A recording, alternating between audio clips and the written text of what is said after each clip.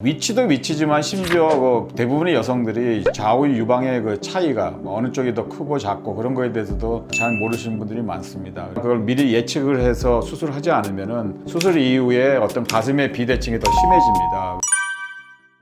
안녕하세요. 압구정 예빈이 성형외과 원장 의학박사 이백권입니다.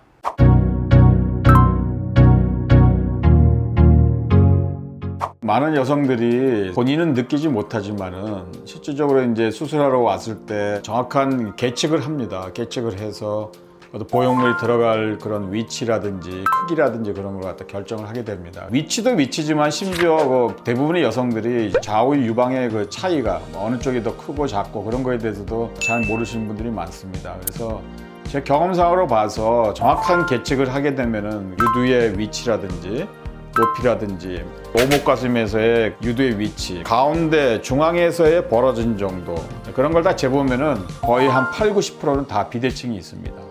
똑같은 분은 거의 보기가 어려울 정도입니다. 그럼 비대칭이 있는 게 수술의 결과에 영향을 주느냐? 그거는 결국은 우리가 그걸 정확하게 계측을 하거나 그걸 미리 예측을 해서 수술하지 않으면은 수술 이후에 어떤 가슴의 비대칭이 더 심해집니다. 왜냐하면은 가슴이 작을 때보다도 가슴 성형한 다음에 큰 상태면은 더 훨씬 더 그 비대칭이 더 두드러져 보입니다. 그런 비대칭이 있더라도 우리 가운데서 벌어진 정도라든지 그 유두의 위치, 다른 경우에도 뒤에 있는 보형물의 위치를 좀 보정을 하면서 항상 그 수술을 할 때 그 유두의 위치는 전체 유방의 그 모양, 볼륨의 한 가운데, 모양이 한 가운데 있어야지 가장 그 젊고 가장 예쁜 이 가슴입니다. 만약에 이 전체 원형이라고 하면은 유두의 위치가 아래쪽에 있으면 처져 보이는 거고 유두가 좀 위쪽으로 위치해 있으면은 모양이 보기 싫게 되죠. 그런 경우에 원래 그분의 그 어떤 그 유두의 위치를 그대로 수치적으로 따지게 되면은 비대칭이 심해지기 때문에 약간 보정을 합니다. 그래서 높은 데는 조금 낮추고 낮은 쪽은 조금 높여가지고 똑같이 맞추지는 않지만 약간 보정을 해서 우리가 시각적으로 봤을 때 그걸 비슷하게 수술을 하게 됩니다.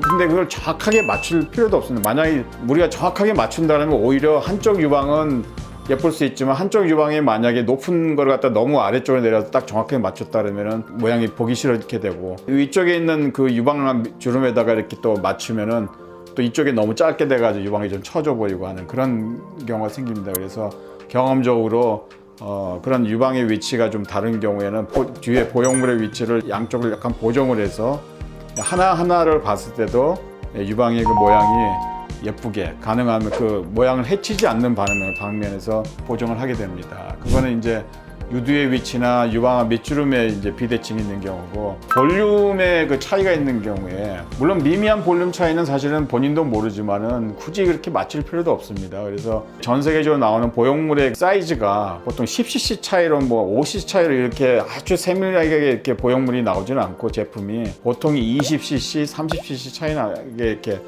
나옵니다. 우리가 시각적으로 봤을 때도 한 20cc 정도면 조금 좀 볼륨 차이가 난다고 느낄 정도로 이렇게 됩니다. 20cc 이하인 경우에는 사실은 우리 눈에도 그렇게 크게 띄지 않기 때문에 만약에 본인이 이렇게 봐서 확연하게 양쪽에 볼륨 차이가 난다 그러면은 거기에 맞춰서 보형물의 볼륨물의 사이즈를 이렇게 조정을 해서 뭐 작은 쪽에는 한 사이즈 높인다든지 두 사이즈를 높인다든지 그렇게 해서 우리가 그 양쪽의 유방에 결국은 비슷하게 이렇게 대칭되게 이렇게 수술을 합니다. 당연히 또 볼륨뿐만이 아니고 옆면을 봤을 때 우리가 이제 로우, 미디움, 하이 그랬듯이 같은 베이스라 해도 키가 높게 이렇게 돼 있는 게 있고 좁은 게 있고 여러 가지 있습니다. 그분의 가슴에 있는 어떤 유방의 기조폭이라든지 가슴에 또 우리가 대칭성을 갖다 우리가 보형물 넣었을 때 영향을 미칠 수 있는 게 또 이 갈비뼈입니다. 뼈가 양쪽에 대칭이 되느냐 안 되느냐 그것도 굉장히 중요하기 때문에 다 여러 가지를 봐서 수술 이후에 대칭적으로 그리고 아름다운 유방을 거의 비슷한 유방을 만들기 위해서는 보형물의 크기, 보형물의 타입, 그다음에 보형물의 위치 그런 걸 다 종합적으로 고려해 가지고 결정을 해야 됩니다.